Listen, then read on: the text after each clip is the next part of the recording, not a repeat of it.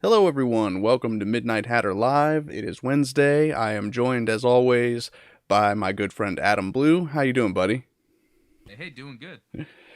Good, good. Yeah. So I guess we're starting a little late. We're 3 minutes late. All right, it's not a big deal. Yeah. um, Hope you all are having a good day and a good week so far.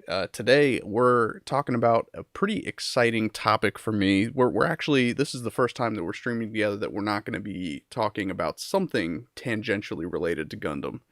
Um, so this evening we're getting kind of heavy into some video game design theory and some discussion about that. You know it, you love it. There's a Steven Spielberg movie about it. Just kidding. But I did like the Gigolo Joe thumbnail that I put together. Yeah. AI in video games. Um, so I have a couple of examples that I'm going to share. We're going to talk about, how do we define AI? How do we build it?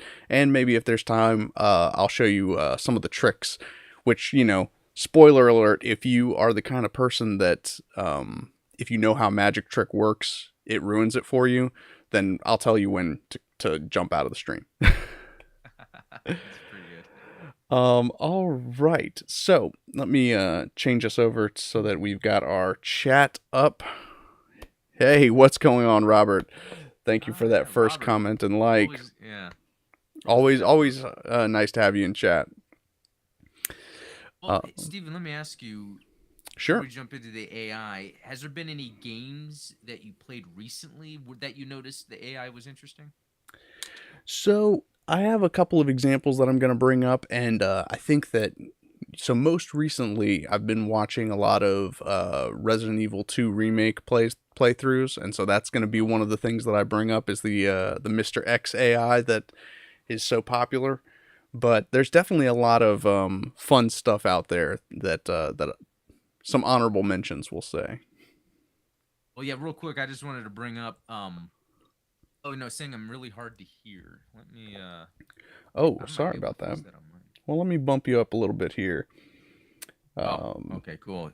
Yeah, thanks, Ultronus, and good to see you, man. Glad seeing you around. Um, yeah, what how I you doing, wanted to bud? bring up just real quick is, and I'll let you do your thing. Like I've been playing the new Evil Dead game, and I love it. I mean, I'm a huge fan of Evil Dead, so it, Nice. yeah, it's good, and the AI is interesting. I don't think there's enough I can say on it yet, just thinking about it, but the fact that you can play with it's supposed to be the asymmetrical multiplayer, but you can play with either side being like bots, so you can be a Interesting. survivor with bot survivors or the demon with, and you can play against an AI demon. So I think it's interesting how the developers are making a game that is multiplayer made for that, but they're also integrating an AI that would then have to think or play the same way as the player to give those that want to play offline a game to play. Yeah, and I'm glad that you bring that game up because I had heard that it came out, but I hadn't seen anything about the gameplay. So it is asymmetrical multiplayer, kind of like Resident Evil Resistance, where you've got one player kind of acting as the villain, and then a group of players that are the survivors. Um, but is it just kind of like a third person action shooter type game, or Yeah, it's third person. I would say it plays like a mix of Dark Souls and Resident Evil 4 because nice? it is hard. It is challenging. You don't have much at your disposal, but what you have to use strategically. So to me, it's a shocker how good this game is. A movie or series made into a game, and it's just so good. So I Fran suggest anyone that can try it out.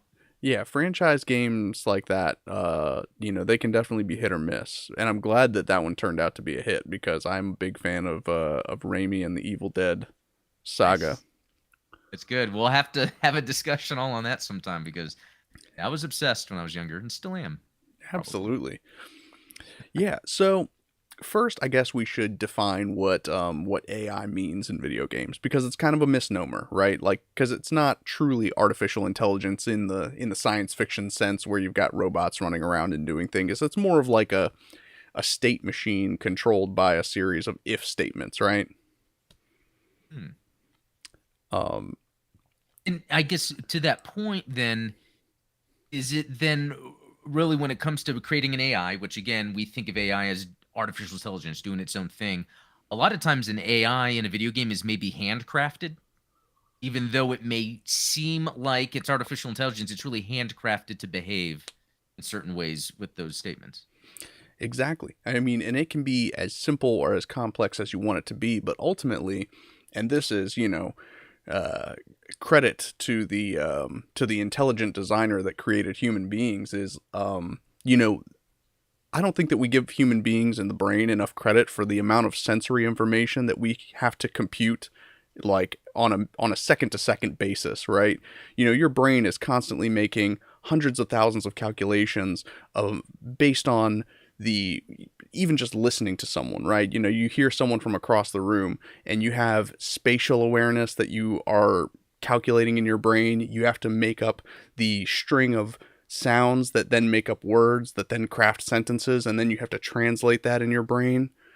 I mean, yeah, sure, I can't do complex mathematical equations off the top of my head, but we have something kind of going on in the gray matter, right? And so to Yeah. try and emulate that in just a couple hundred lines of code, it's almost an act of hubris. Yeah, I've even heard the fact that we think we can create AI just in general, not video games, but just in general right now is kind of like what you're saying, where we don't even really understand our own brain and how advanced it is. Probably things beyond quantum uh, computations are occurring. Yeah, yeah. So it's really cool. Um, oh, and I see Robert and Ultronomus are mentioning some pretty interesting AI already. So we got Magi Matrix, Marilu's Misadventures, and MPS Saberjack. Xenomorph and Alien Isolation. I'm glad that you brought that one up because that's one of the examples that I'd like to talk about for Yeah. sure.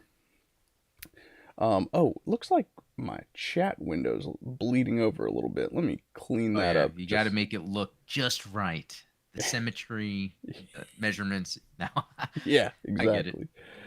Um, so Well, so I was thinking about like some AI in games, and some early stuff that I thought about yeah, was, again, moving on past the idea that this is an AI as we think that we can mimic our human consciousness into a game. Like you said, how many lines of codes would that even be?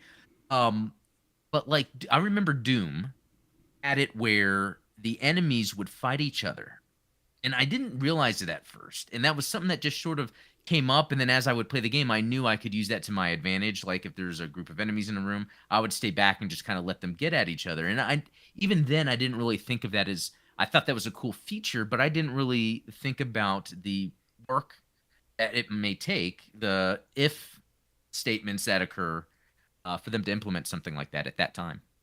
yeah, yeah. That's again, that's when I was doing research on this subject. The Doom AI was something that came up because again, you're talking about this is what mid '90s approximately was Doom, or was Yeah. it '80s? No, it was yeah, mid '90s. Mid '90s. I want to say late '80s, early '90s with Wolfenstein, and it was not too long after that that Doom came Yeah. out. Yeah, So I mean, you're talking about well into the past, and just the sort of one of the things that I guess you kind of have to take into consideration, especially in terms of video games, is how do you computate computate that's probably not a word, compute, how do you compute sensory inputs for an enemy AI like that? How does an enemy know that there's an enemy nearby? Now there's a few different ways to do this. You can do it using ray casting, you can use it doing, or you can do it using colliders and things like that.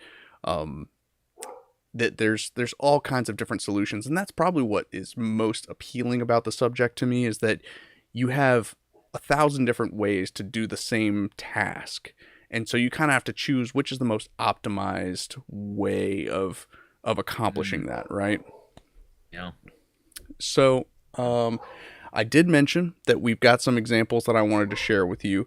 So some examples that I wanted to praise in particular.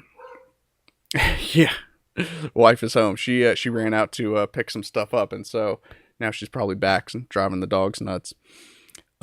So whenever I talk about AI, obviously one of the big examples is good old Mr. X from the Resident Evil 2 remake.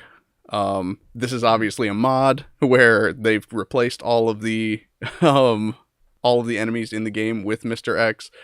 Uh, what's most impressive about this AI is the stalking you from room to room thing, right? So that in itself is a feat.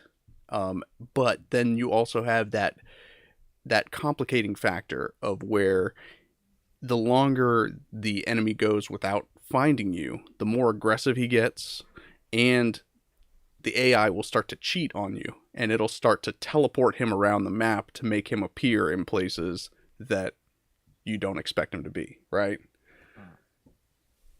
Pretty good. Another example, and this is kind of a minor thing, but it's one of those things that I want to praise because of the technicality of it, right? So in Legend of Zelda: Breath of the Wild, you have enemies. In particular, I always go to the bokoblins. Oh, it's refreshing there. So when you knock a weapon out of the bokoblin's hand, they will either go to try and pick up a weapon, or they'll start like throwing rocks at you if you're in range, right? So Yeah, that's pretty good. you think about the if statements that have to go on there. Is it's like, okay, so if the enemy is in its alert state, right? If it knows that it's in a fight and it's unarmed, it has to make a decision. And I advise you to go test this out if you've got Breath of the Wild. Yeah. Is try dropping two weapons roughly the same distance away, and what's interesting about the AI is it actually, as long as they're fairly close to each other, you can't have one on, right next to him and then another weapon really far away, and you have a disarmed bokoblin, they will actually select the better weapon. So if you put like, one of the knight's swords right next to a bokoblin club, they'll go and pick up the sword because they know that it does that more damage. So it's one of those kind of minor, if statements that's like, okay, it only adds one extra level of complexity, right? I'm going to go for the weapon that does the most damage and then use it to hit the player. Yeah, that's pretty good because yeah, again, there's all those different branching paths that possibly, you know, um could occur. And you gotta not only does the developer have to take all that in consideration, but they're testing and then have to come up with some. I mean, what if there's a specific scenario where this didn't happen, this didn't happen, this didn't happen, and then that would like bug out the AI because it had no way to kind of figure out what to do next. So yeah, there'd be a lot of troubleshooting with that. Yeah, because you always have to have a fallback, right? Robert brings up the Halo Suicide Ungoys. I guess that could have been their names, the little grunts Yeah, that would have the. And, Halo is a good example of a time where AI was touted. yeah, And even playing it too, it still does stuff that's pretty amazing today, where you have the Marines following you around, which is great. You can take their weapons. I believe you can give them weapons too. I forget. Maybe they just pick them up. That could be what it is. Because yeah. It's like I you know can even in swap the them. new Infinite, yeah, and the new Infinite, you could load your guys up with weapons. Yeah, the Halo Infinite, but But yeah, I a mean, part of it too was the enemies. They would be grouped around each other. Certain ones would be in front or back, and then depending on how they got whittled down, they might go run and jump out of the way. yeah, they had Um, like formations. and so this makes me think of something. I don't know what you think about it, but it seems like AI could be doing more. Like I think true next gen would be some amazing AI. Oh yeah, Or is there a ceiling? Is there a limit to what can be done with modern games? Because it kind of brings us up to that idea about can we really code how intelligence would think? Is there only so much we can do with modern processors? yeah. I mean, at the end of the day, there's always going to be something that's unaccounted for, right? Um, and kind of scaling back, if you're looking at the most basic examples of AI, one of the things that I just created for my game was an actual search area. So, and this is kind of how I develop AI is when I notice something that kind of annoys me, I try to fix it. So, I have a pretty, it's, mildly sophisticated AI. it has a patrol function. They have, investigate. So if they see something but they're not quite sure what it is, they'll go and investigate it. They have an alert phase. They have an ability to alert other enemies that are nearby that there's a player nearby. So one of the problems that I noticed is when they went to investigate something, they would go to the point that was the last known location of the player, and then they'd just stop and stand there, and they'd wait until their timer that determines how long they're supposed to look for the player would be up, and then they'd go back to their patrol. And I thought that that was kind of weak. I'm like, well, if I were actually going to look for someone that I was chasing, I'd look around a little bit, right? So I added in an extra feature that allows them to search random points around the spot that they last saw the player. And it again, seems like such a minor thing, but when you factor in, it's one of those things that as a person, it's a no-brainer. But then how do you program that, and how do you determine, well, this looks like a good hiding spot for a player, I'm going to look there? Yeah, that reminds me of the Hitman games. I recently played the first two, haven't played the third yet, but that's one of those where you get caught or someone finds you, and then you have to go and hide somewhere, right? Um, Yep. and then you can go into a room that then has multiple hiding places. It could be a closet or a freezer, etc. But a lot of times the enemies will come into the room and then they will just go, huh? And look around for a second and then leave. And so, yeah, it would seem like a good idea would be to program it to, if you've gone to the last known location, and then it maybe does a dice roll of what are searchable areas in this room that you can randomly search. Because it's like I could cheese the fact that they wouldn't really look into anything to search me. I would be like, oh, I'll do something real quick, but then I'll just run into this closet because I know they're not going to look in the closet. Right. Um, yeah, and so I think that's another level of complexity that can add this dynamicness Yeah. to. I think that would be the next step with the Hitman games is to really, yeah, they'd have to do something to take the stealth to the next level, because even the Sniper Elite games, which the fifth one is coming out at the end of this month, it has the same mechanic where you actually can see your last known location. It's a red outline, and the enemies are all going in that area, but then they'll eventually just stop. So, and then go about their day guarding secret weapon base. Right. Yeah. And that actually brings up something that I wanted to kind of implement in the game that I'm developing is, a heightened, and this guy kind of goes back to the suicide Ungoys, right?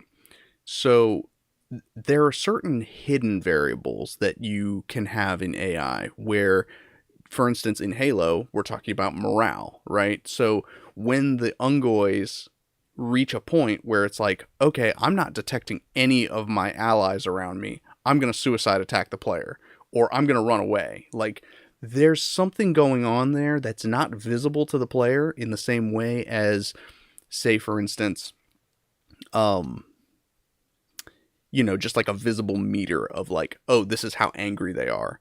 And it's the same Yeah. with like the Mr. X AI, right? He moves a little bit faster. He looks for you a little bit harder the longer it's been since he's seen you, but it's an invisible meter. You don't have any indication as a player that that's what's going on in the AI. So I love the idea of, like you said, in a Hitman game, if you've just been caught, then if they go back to their patrol, they should be much more vigilant. That maybe their detection ranges increase because now they're much more aware that there's someone there. Or call in Um, extra guards, maybe have some exits blocked off. and that Um, that brings up one of the other examples that I have here, which another classic stealth game, Metal Gear Solid. oh yeah. Um, in particular, what I wanted to draw attention to this example, and again, this is a short example, but Metal Gear Solid 5 has enemies that their pathfinding not only allows them to follow you through doors and follow you, into different environments, but the key that I wanted to draw your attention to was the ladder scaling. Because pathfinding for AI is pretty easy, but how do you trigger behaviors like climbing, swimming, uh, any other type of movement that that the player can do, but the AIs can't, right? Hmm. That's one of the downsides of Legend of Zelda Breath of the Wild, is that if you go climbing, a Bokoblin's not going to climb after you. They might try and find an alternative route to try and get to you, but they can't climb. And that gives Do you the think that was player, by design? maybe it's one of those things that gives the player options, but I think that it creates exploits. Because I don't know about you, but in Legend of Zelda, you can stand on top of a Bokoblin hideout and drop bombs on them, and they won't find you because they can't climb Yeah. up onto their own hideout. It's Yeah. one of those things that, as a player, you're like, hey, neat, I found a way to trick the game. But it would be nice if the AI could find a way to overcome that, right? Yeah. Hey, let me ask, did you happen to play Ghost of Tsushima? I didn't, but I've heard that that's a fantastic game. Yeah, it is. And because that just got me, what you were just talking about reminded me of some AI. Like, there's a time where I will be in an enemy encampment and I'll try to get away and I'll climb up one of their scout towers, and then one out of a time they will just come up the tower and then I'll just kill them one at a time. Which it's like they intended for something to happen there, but the players can then use that to their advantage, and it kind of breaks the realism the game had. Yeah, and that's unfortunate. I think that there probably ought to be something in there where the AI should recognize that there's only one way into the situation. First of all, like I said, the ability for an enemy AI to scale a ladder is way more complicated than you could probably guess. But Hmm. to then further complicate that and say, like, well, it's not going to climb the ladder if they know that they're climbing to their own doom, right? Hmm. And it's the same Yeah. way in Metal Gear Solid 5, honestly. Like, there are certain spots where you can perch, and the only way up is via that, climbable tower, and you can just sit at the top and take out guys one by one. But Now, I haven't played through every Metal Gear Solid, but I've played them. Would you say that the team had advanced the AI every iteration? I would say so. I mean, And I guess it's a little different because it becomes an open world game by the end of the series, right? So exactly. that probably has to have different. It's got a very different vibe to it for sure. In the chat, Ultronymous brought up Dragon's Dogma. Did you ever play that? No, no, did you? So that's a very good game. But it's almost like, to me, for someone that doesn't just play JRPGs or RPGs, it's very action focused. That's why I played it, but it has a lot of RPG elements. And one interesting thing he brought up is, depending on the gender you choose, some enemies will react to you differently. And Yeah. that's got player choice RPG style stuff. And I never really took advantage of those systems, but that game has those systems. It's pretty appealing when you have those types of things where, and not to be part of the meme, but like your choices matter, right? Um Especially in an RPG, you expect your choices to matter, not just the choices that you make in dialogue trees, but the choices that you make, in terms of character creation. I think that in Skyrim, if you play as a dark elf and you visit, is it Windhelm? A lot of the Nords there are racist against elves, and so they'll Oh, have some okay. weird dialogue options with you, but it really doesn't, they're not going to be openly hostile to you, right? There's no mechanical damage. It's just kind of a flavor thing. Yeah. But it sounds like Dragon's Dogma, you know, there's actually a mechanical um, Yeah, there's a system component. that game has a lot of systems that I didn't even fully take advantage of. It's a really good game. And yeah, Ian's in the chat. Hey Ian, good to see you. Hey, howdy. Yeah. Yeah, okay, and Autonomous, yeah, he followed up. Dragon's Dogma had a lot of secret AI interactions based on the types of characters you created. Like, if you're a small character, when a creature grabs you, they'll try to run off with you. That's That's hilarious. really cool. Yeah. So yeah, more examples of that game having some really cool systems in place. And I think that game, and I don't know why it hasn't, but it could use a remaster, because I think it's modern enough to where you can play it without many changes. But just with 4K 60 FPS stuff, just throwing that in there would really make it just to a lot upscale it. more fun to play again. 'Cause it's a great game. So I believe it was Ultronus that brought up this last example that I wanted to share, which was good old Alien Isolation, Oh which yeah. um, the Xeno AI in this game is so terrifying that not only can you do, like what you said in Doom, where you can bait it into attacking other people. I think that's what this particular scene is. Ripley throws a noisemaker at some of the enemies with guns, hides behind some crates, and then you can watch as the Xeno passes over her and goes to attack them because there's noise going on in that room. Yeah, that was a good game. And it's very interesting because this is where the AI then can interface with the player in a way where, as I was playing Alien Isolation, it got to a point where I was able to predict what the alien could do. I knew I could take a risk knowing I wouldn't get killed or wouldn't get caught. Um, so it's one of those things where over time of a player playing a game, they could eventually figure out the AI, and then they're just playing the AI. They're not actually playing the game. But at the same time, and from what I think I researched previously, I could be wrong, is with the xenomorph, they really did go in there and really think of so many different paths and what would happen along paths. Um, and I'm trying to think. It was less that it was like random, and it was more of they had really scripted things that it would do, but a lot of them to trigger sequences at a consistent basis. Well, yeah, so I think that both the Xeno and Mr. X from Resident Evil had some scripted events that happened, but in addition to that, the Xenomorph actually cheats in a similar way to Mr. X, where, and this is where it kind of takes some inspiration from Dungeons and Dragons and sort of tabletop RPGs in a way, because you have two layers to the enemy AI.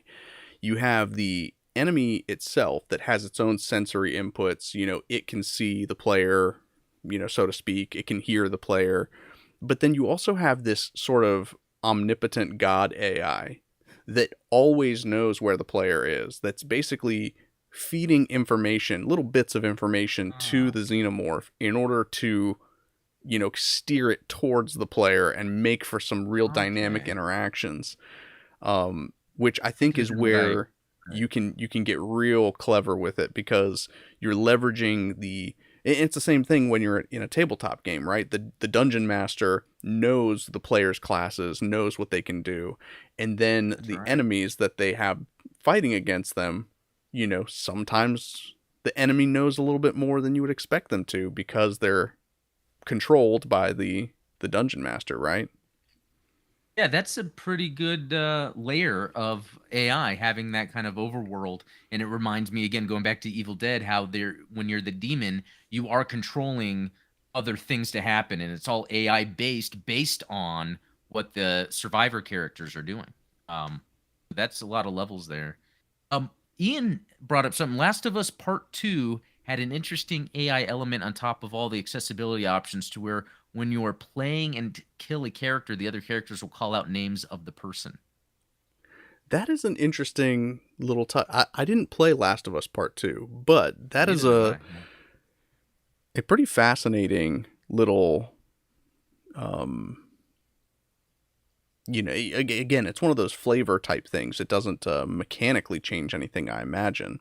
But But it can experience wise, like the experience you get out of it. I guess the more the narrative, the storytelling of the actions that are occurring. This reminds me of something, even though it's not AI, but it's the same concept. In GBO2, Gundam Battle Operation 2. Yeah, I guess I had to bring up Gundam. When you end a match, you can praise people. And there's really no reason to do it, but there's just something about it that is more about the experience on top of the gameplay. And I think that with Last of Us Part 2, that's kind of that sort of thing where it's another layer that doesn't really dictate the mechanics, but it adds an element to what you've experienced. yeah, I Um, agree with that. And I that's like that. that's a good Yeah, we're probably going to have our own. I always forget what that law is, the internet law, where it's like, how long can we go without bringing up Gundam? um, but Yeah. uh, but yeah, I mean, I think that. Oh, is your video not looking so hot? That's probably Yeah, on they're my end, saying to be honest, because I've got shutting so out. many. Yeah, it might be the streaming software stuff. Yeah, let me. I can probably clean that up if I just do this real quick. There we go. That should probably make. And that didn't end the screen share for you, so you can still see what we're doing here. But your video is a lot prettier now, so we'll Oh, remember to do okay, that great. for next stream. Yeah, there's always something.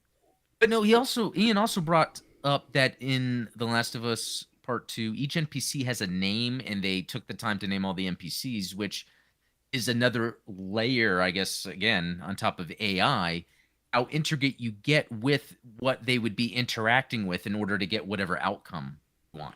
Um, so That's yeah, true. systems. Oh, Yeah.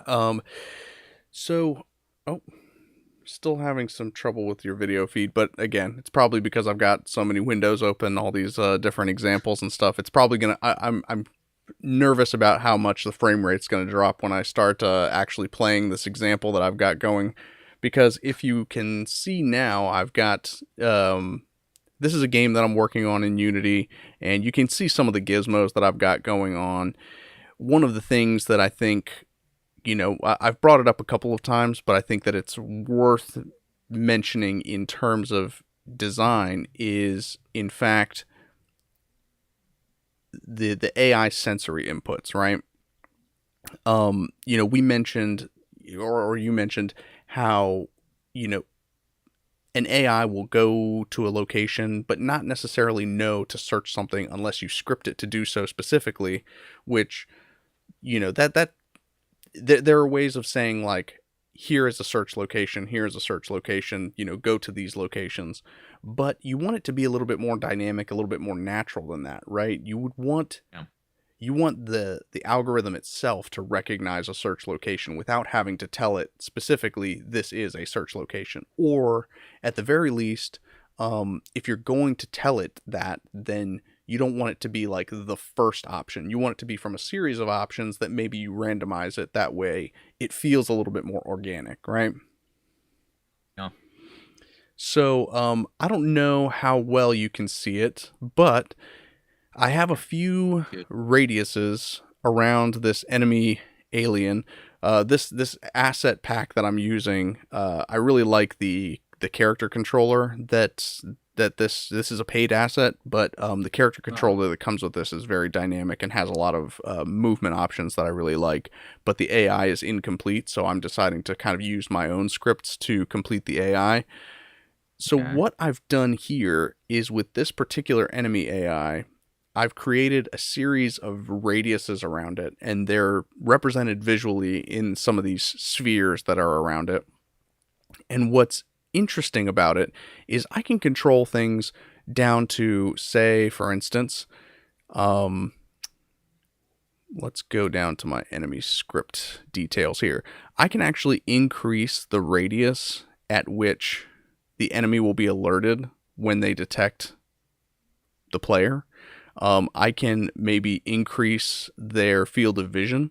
Currently, it's at 110 degrees, but, like, we could narrow it down to like 30 degrees, and they can only see things, Mm, directly in front of them. Um, and so, it yeah. gives you a little bit of flexibility when designing enemy AI. I like having all of these options kind of tweakable so that, every enemy can have their own unique sort of build to them. And then by also having these values sort of public, you can edit them, right? So if I were to have that invisible aggression meter, I could change the alert radius, at runtime in the game, to where maybe they're more alert, maybe they're more sensitive to things going on.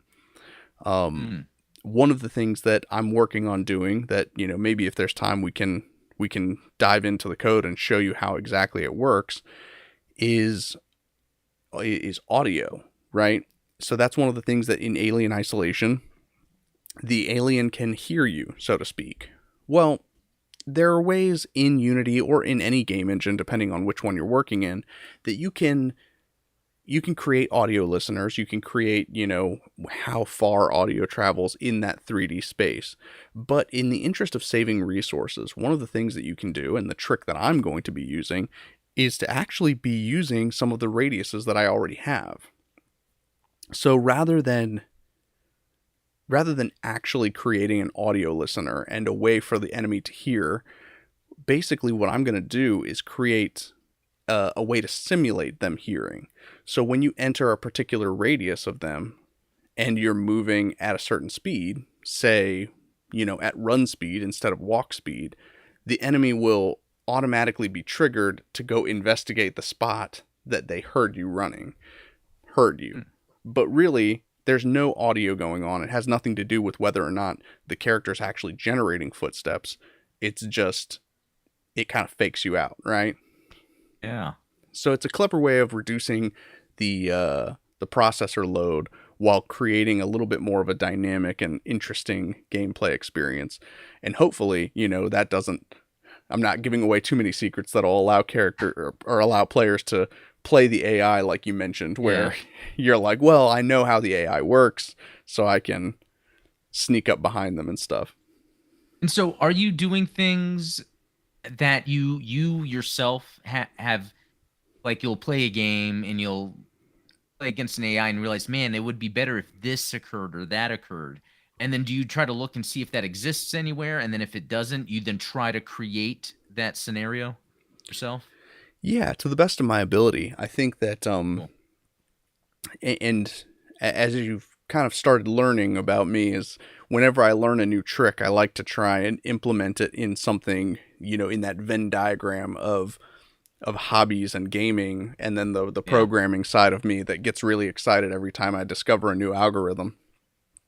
Um, so, for instance, when I learned how to randomly generate numbers, I'm like, well, let's start randomly generating some things then. Let's randomly generate our patrol paths. That way we're not on a scripted patrol path.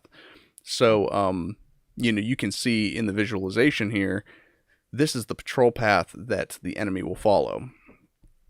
But one of the things that at runtime will happen is I'll have several patrol paths kind of scattered throughout the level, and the enemies will randomly select one. So you're not necessarily, you can't say, I know that the enemy's going to spawn here. You kind of, when you arrive at the location, it's anyone's guess. That's cool. Yeah, I think that randomness is what it's almost trying to be. It's almost that human element, almost because we have our preferences as a human. There's these things that we go towards, or our gut intuition, and it's like, how can you give that to AI? But I think that's the trick. It's the where, and I read something. I was doing a little bit of research before this, where there's an something where like the AI plays a game of tic tac toe with itself, and then it comes to a determination based on that. Yeah. Yeah. I mean, that's on and there's ways to kind of weight it too, right? So like if an AI plays a game of tic tac toe against itself, then it has to weigh certain options, right? So the way that I would do that, if I were put on the spot and I had to program that myself, I would think to myself, all right, if I have it generate a random number between 1 and 10, for instance, and there are two slots, so like, there's an X in one corner and you're just trying to decide which option you're going to block off with an O. We go with a random number between 1 and 10, but if you're superstitious like me, you kind of always go to the lower Yeah, squares. And again, it's not something that's not something that is based in any kind of math or algorithm. It's just like that's a human thing, right? yeah. It's like, what if you could, when you're designing an AI, there's some system where you can give an AI that ends up making randomized choices. You can give it some sort of profile, And these profiles could say temperamental, likes warmer colors or prefers warmer colors, random things like that. So then when it makes its randomized decision, it's doing it based on like maybe some preferences that it was given beforehand.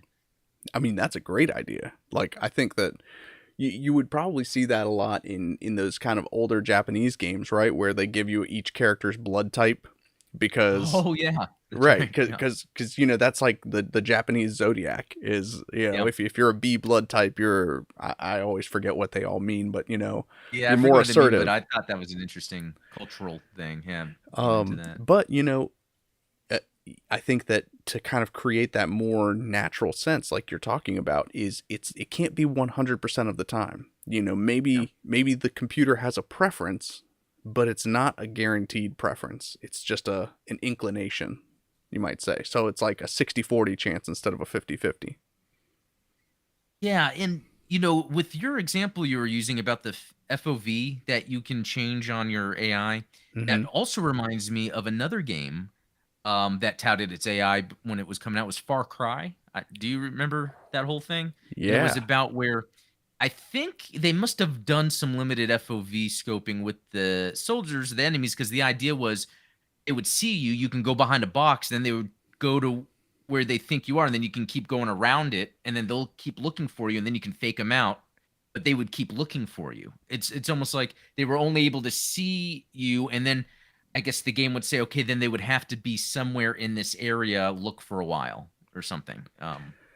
So I'm glad you bring that up because one of the things that I have as some of the systems that I've got in here, and I'm gonna give you a little peek behind the curtain at my own code, is we have a series of different radiuses, like I mentioned, Uh, things like peripheral radius.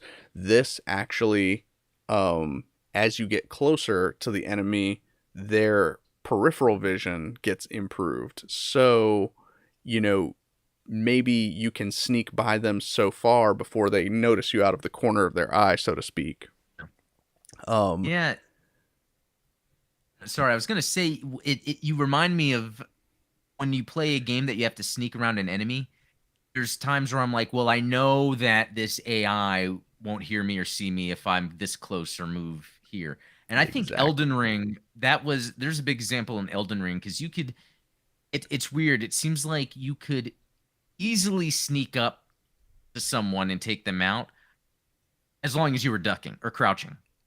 If you Yeah. were crouching, you can do whatever you want, like dance behind them. But as soon as you stood up, it's like they see you and turn around.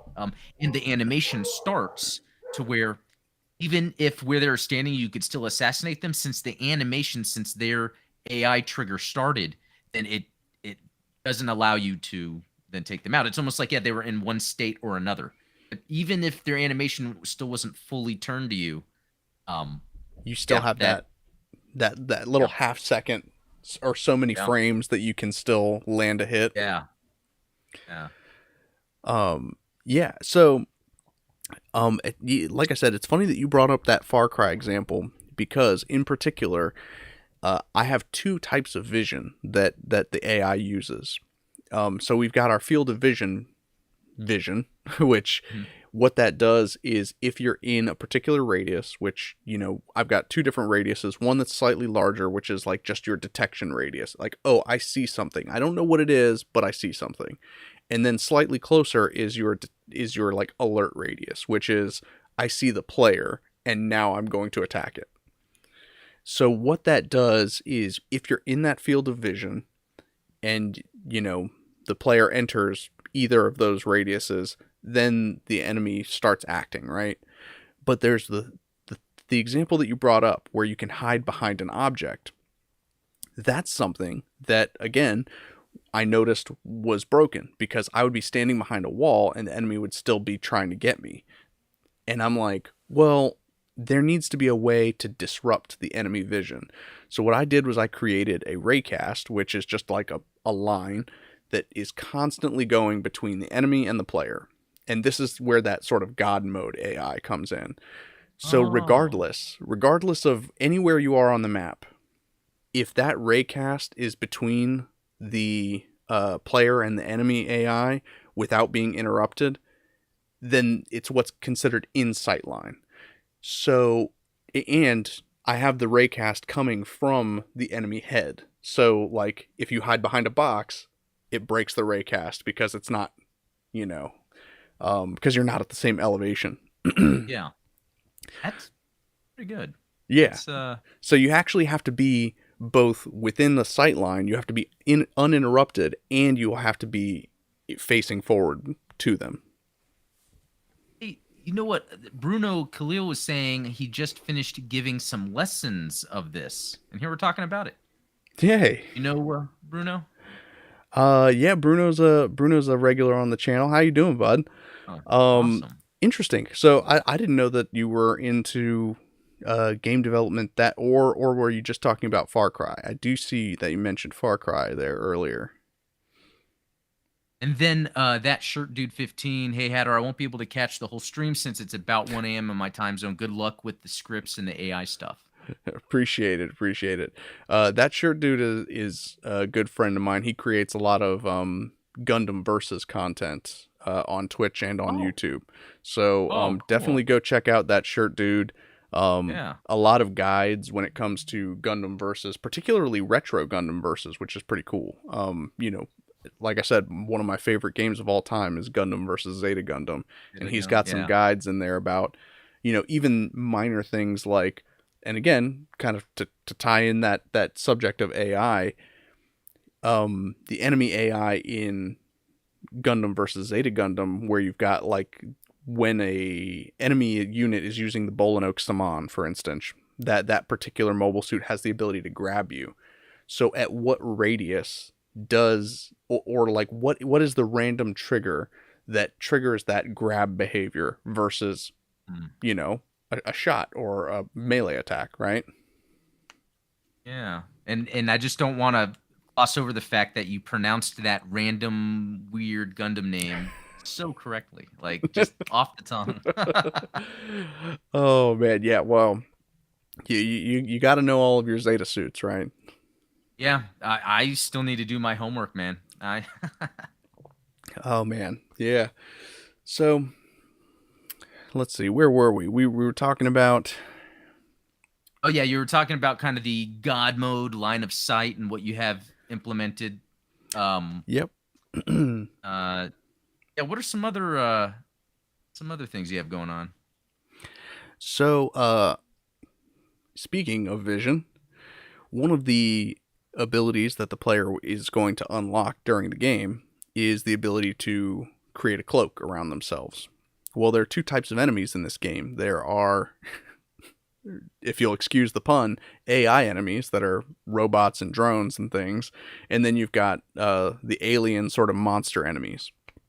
Well, the cloak is only effective against the drone type enemies that require vision. So there's actually a Boolean or a true false variable with every enemy unit where, if you go down here to the enemy script and you check this box that says requires vision, if that box is checked and the player's cloak is active, then even if the player passes in front of them, they won't detect them. They'll always be considered out of sight line.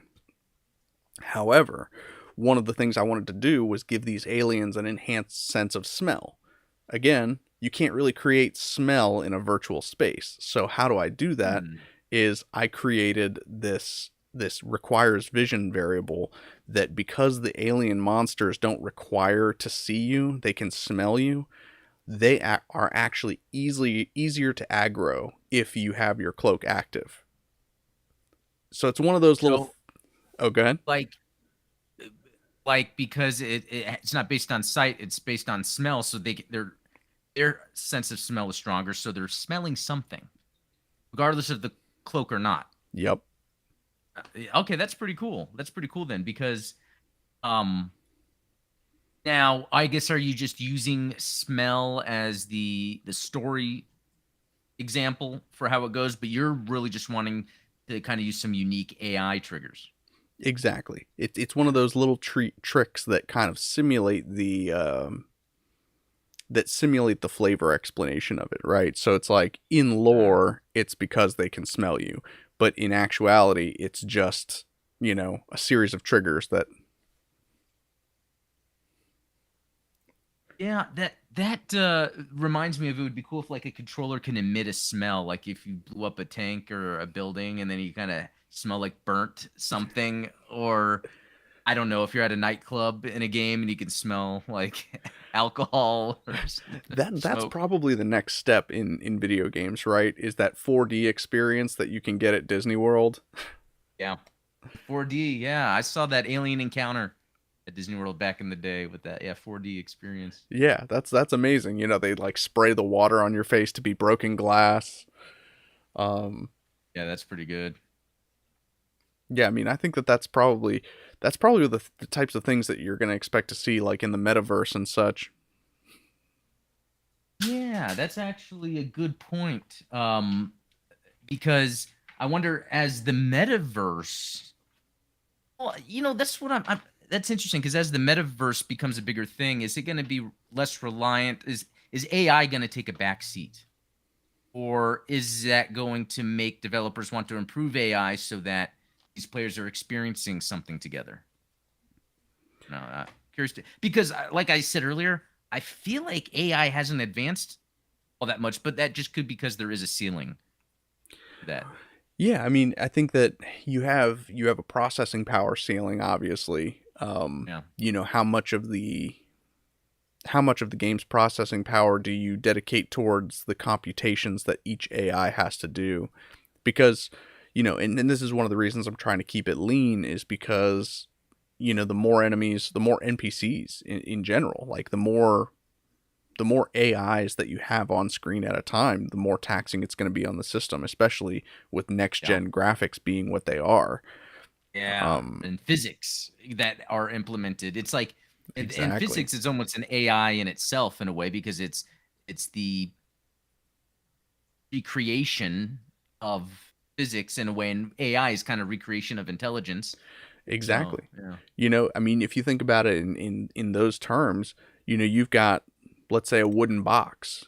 Well, that wooden box has to react to external stimuli such as fire. So, like, if a flame round hits a wooden box, you expect it to catch fire.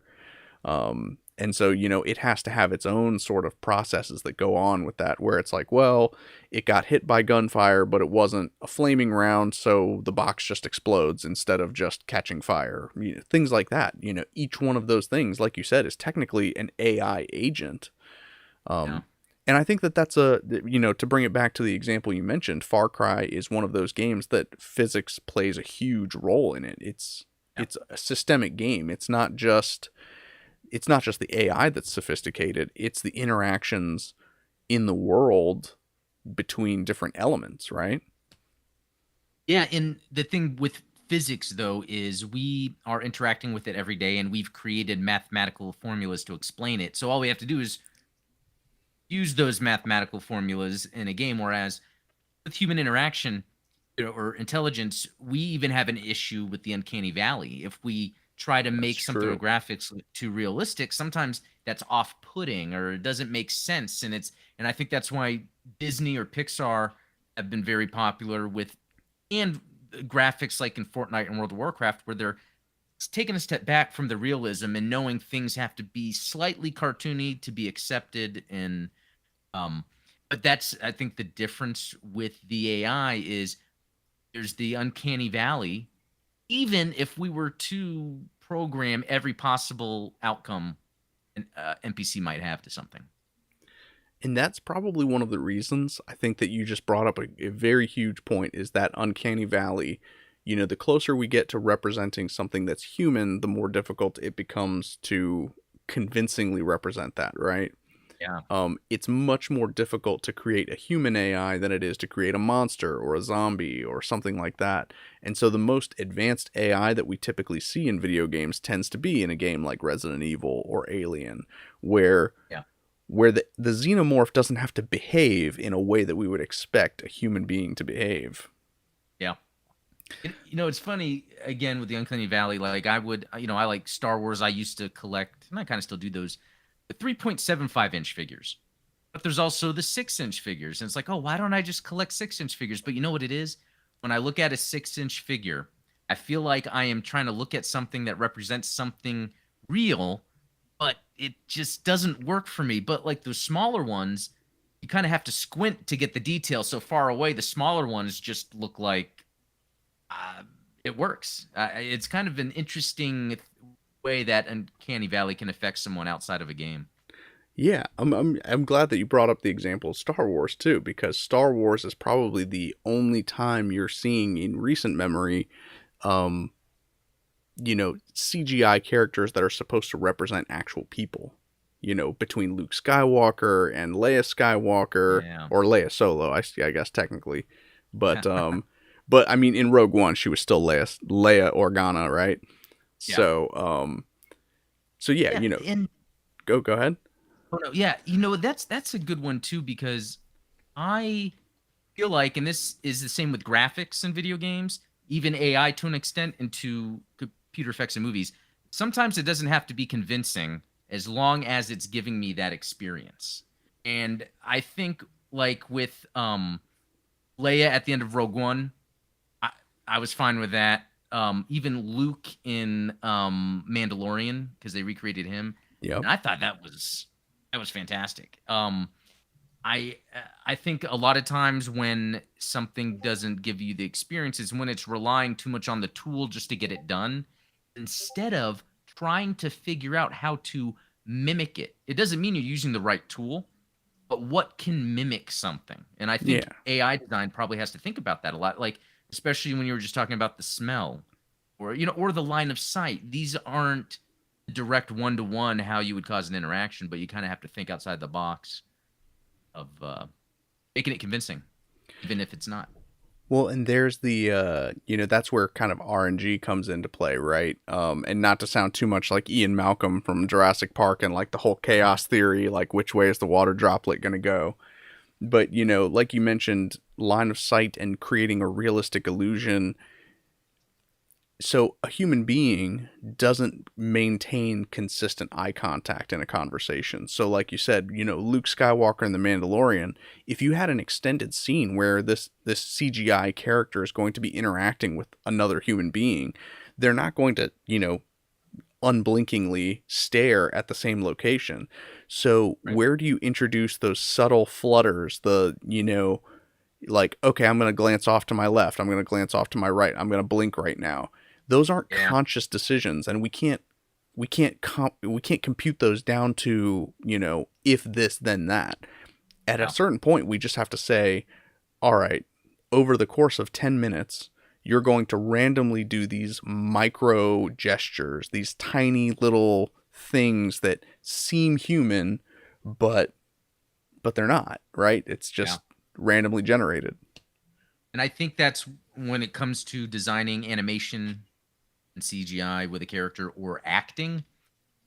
That's what's missing a lot to make things convincing is those little micro gestures that people do. A lot of good actors, they tend to have a little tick or something where it draws you into that character. Likewise, when you look at a CGI character that's maybe moving, sometimes it's like, well, if they're thinking about what they're saying as they're having a conversation, a lot of times people tend to look somewhere or maybe adjust their brow or mouth. But a lot of times in games, and it could be there's a ceiling too. How much do you have to process Yeah, for all that to take place? definitely. And I'm glad that you brought up the issue of like actors in particular. I just recently saw one of those, little Instagram did you know facts about in the original Avengers movie, Robert Downey Jr. just randomly grabbed a bag of blueberries and was eating on set, and started offering blueberries to the other actors during a scene. And so credit to I did credit hear to about Chris that. Evans and Mark Ruffalo, because they managed to just roll with it. It's like, okay, yeah, we're having a conversation. I'll take a blueberry. Like, those are the types of natural things. I think Brad Pitt is one of those actors too that in Ocean's 11, like he's always eating something, right? Mm, He's always got something in his hands, and it's one of yeah. those things that makes people more human. Yeah, and that's it seems like again when I was talking about the profile you can create for an I feel like you can create a set of random events that in of non-gameplay but personality events to where as an AI is doing things, it might just randomly, depending on what's in the world, react to something a certain way. Sometimes that's scripted in games where the NPC's reacting to like how you're dressed or what's going on, but to actually have maybe a set of 100 unique, like interesting little quirks that a character could use in a situation if the parameters fit, Yeah. yeah. Yeah, and it's really just a matter of weighting your randomness, right? So it's like, if you've got 100 options, if if a character has a certain, whatever the variable is that you want to assign to it, if if they are a blue character, then they are 60% more likely to land on a result between 35 to 55 versus, a red character might be 60% more likely to land 75 to 100, right? And, Yeah. and I mean, 100 behaviors is like a lot. Yeah, and the more you talk about this, I mean, it's taught me a lot, like especially from the takeaway from the beginning of this is like this AI that's being created we shouldn't look at it as recreating the human mind, but how to leverage different programming tricks to make very unique and dynamic outcomes. And I think the tools are there. And it could be maybe that in the game industry, developers haven't really been motivated to take AI to a new level, unless I'm just ignorant to it. And really, behind the scenes, there's been a lot going on. Just as the gamer myself, I don't feel AI has made much leaps, even, Halo, for instance, or bots in Perfect Dark when you'd make custom games. But I think every once in a while, it's what it is there's a unique trick a dev studio will do because the game calls for it, like Alien Isolation. Yeah. Yeah. Well, I think that on that note, I will probably start wrapping things up here because I probably need to go help out the wife with dinner. But what I will say is that one of the things, as far as AI goes, that I'm working on currently is if you're interested, you Adam or you those who are watching, if you're interested in game development in Unity, one of the things that I'm working on is a configurable AI. Now, what that means is, so many of these behaviors, like we've been talking about, are scripted and they're very, it's very complicated to initiate them. So, what I wanted to do was create an AI script that allows game developers to go in and just like almost like a drop down menu, like I want to add, a swim behavior. I want to add, and really it just comes down to a series of states and behaviors, right? So Yeah. if the AI is in this state, do this behavior, but also that series of inputs. So, based on vision, based on hearing, based on smell, those types of things, and it's probably something that I will release on the Unity Asset Store, but it's one of those things that if you're a member of the Patreon or the locals page, you'll be getting updates regularly going forward. Because it's one of those things that I Very want to cool. share with people. I want to kind of, as I go deeper into AI development on my own, I want to share that knowledge as I develop it. So, Yeah. Very small cool. shout out to the Patreon and locals page if you're interested in that type of stuff. But in closing, what would you kind of sum up our discussion of?